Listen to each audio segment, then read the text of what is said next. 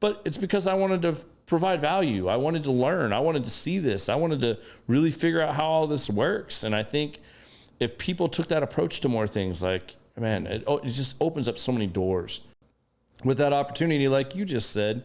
And you didn't know all those things were going to happen, but because you did that, and even if it was like a timeout for yourself and just volunteering and doing those things, it saved your ass. Yeah. And that you didn't even know that's what it was doing to some extent. Maybe it wouldn't have. Maybe you would have gotten another good deal.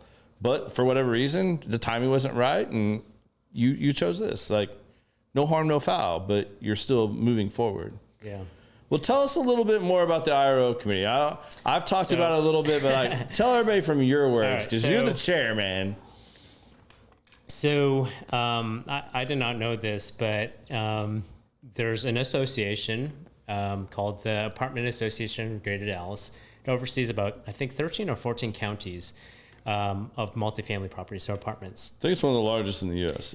Yes. So currently, I think they oversee about 7,000 units, which is maybe, if not the top or second in the nation in terms of how many apartments they oversee.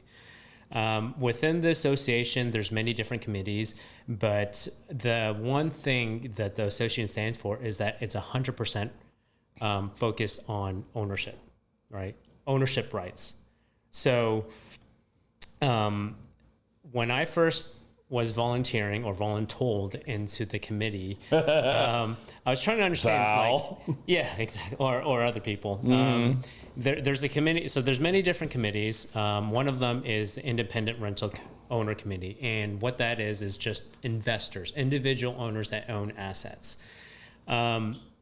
So what that really means is that we're just a bunch of owners that kind of get together, and how can we support the ownership group in DFW, right? So typically the people that are part of the IRO committee are individual owners who own 100 units or less. Obviously it could be more, but when you start entering in the 150 to 300, you start entering in like the institutional space.